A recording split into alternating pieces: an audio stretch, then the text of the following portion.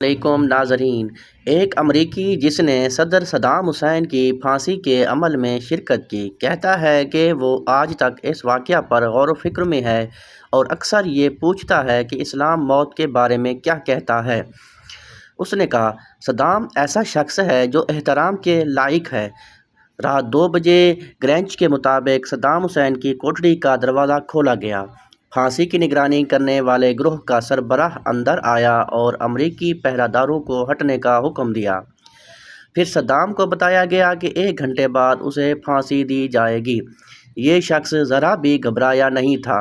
اس نے مرغی کے گوشت کے ساتھ چاول منگوائے جو اس نے آدھی رات کو طلب کیے تھے۔ پھر شہد ملا کر گرم پانی کے کئی پیالے پیے۔ یہ وہ مشروب تھا جس کا وہ بچپن سے عادی تھا۔ کھانے کے بعد اسے بیت الخلاء جانے کی پیشکش کی گئی مگر اس نے انکار کر دیا۔ رات 2:30 بجے صدام حسین نے وضو کیا، ہاتھ منہ اور پاؤں دھوئے اور اپنے لوہے کے بستر کے کنارے بیٹھ کر قرآن مجید کی تلاوت کرنے لگے۔ یہ قرآن انہیں ان کی اہلیہ نے بطور تحفہ دیا تھا۔ اس دوران پھانسی دینے والی ٹیم پھانسی کے پھندے اور تختے کا جائزہ لے رہی تھی۔ 2:45 بجے مردہ خانہ کے 2 افراد تابوت لے کر آئے اور اسے پھانسی کے تختے کے پاس رکھ دیا۔ 2:50 پر صدام حسین کو کمرہ پھانسی میں لایا گیا۔ وہاں موجود گواہان میں جج، علماء، حکومتی نمائندے اور ایک ڈاکٹر شامل تھے۔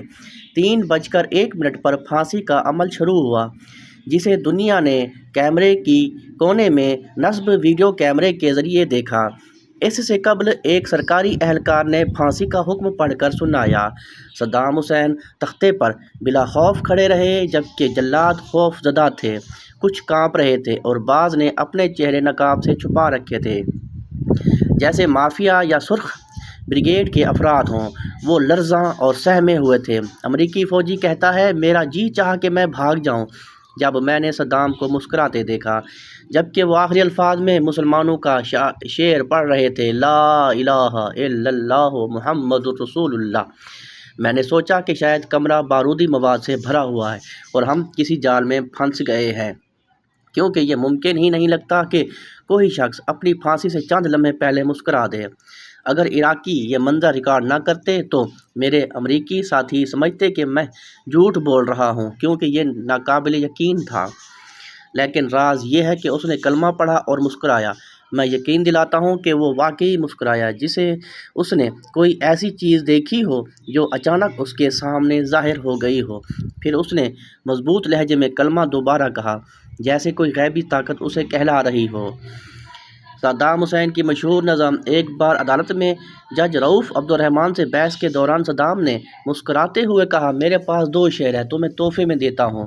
اس پر جج نے فوراً وہ بٹن دبا دیا جس سے مائک بند ہو گیا، اس لیے نظم عوام تک نہ پہنچ سکی، صرف عدالت میں موجود افراد نے یہ سنی۔ بعد میں وکلاء نے یہ اشعار افشاں کیے، زمانے کی غداری پہ افسوس نہ کرنا، کتنی ہی بار کتوں نے شیروں کی لاشوں پہ رقص کیا، یہ مت سمجھنا کہ ان کا رقص انہیں سردار بنا دے گا، شیر شیر ہی رہتا ہے اور کتے کتے۔ اے رہنماؤں کی چوٹی، میں شاعر ہوں اور شاعری آزاد ہے، اس پر کوئی الزام نہیں۔ میں صدام ہوں، داڑھی بڑھاتا ہوں، چاند کے چہرے پر داڑھی کوئی عیب نہیں۔ یہ الوج کیوں میری داڑھی پکڑتے ہیں؟ کیا انہیں میرے دانت اور پنجے خوفزدہ کرتے ہیں؟ میں ہیبت ناک ہوں، چاہے قید ہی کیوں نہ ہوں۔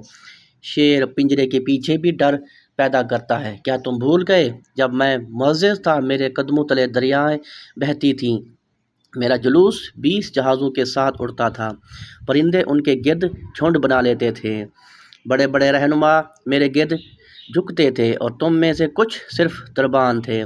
عمان رباط اس کی گواہی دیتے ہیں۔ چیلنج کی وہ چوٹی جس کا کوئی جواب نہ تھا۔ میں وہی عراقی ہوں جو آج قید میں ہے، قائد کے بعد ذلت اور عذاب سہ رہا ہے۔ میں نے الوداعی لباس تمہارے لیے تیار کیا اور تمہارے لیے اپنے ہی ہاتھ سے کفن سیا۔ میں نے زہر کا پیالہ پی لیا تاکہ تمہارے ہونٹوں تک جام نہ پہنچے۔ تم سب بھی قیدی ہوگے، جلدی یا بدیر میری طرح، اور اسباب بھی وہی ہوں گے۔ تمہاری فوجوں کے ساتھ آنے والے فاتحین تمہارے محلات میں کتے بن کر گھسیں گے۔ اللہ کی طرف رجوع کرو، توبہ کرو، وہ بخشنے والا ہے، توبہ قبول کرنے والا ہے۔ معاف کرنا اگر آج عربیت ایک بکری بن گئی اور اس کے محافظ بھیڑیے بن گئے۔ صدام حسین کے بارے میں چند حقائق۔ وہ پہلا حکمران تھا جس نے اسرائیل کے شہر تل ابیب پر میزائل برسائے۔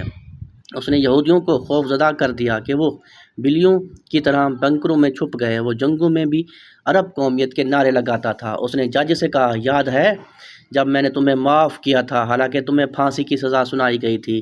جج گھبرا گیا اور استعفیٰ دے دیا۔ پھر رؤف کو لایا گیا۔ اس نے کہا، اے اولوج، ہم نے موت کو اسکولوں میں پڑھا ہے، کیا اب بڑھاپے میں سے ڈریں گے؟ اس نے شام و لبنان کو کہا، مجھے 1 ہفتہ اپنی سرحدیں دے دو، میں فلسطین آزاد کرا دوں گا۔ پھانسی سے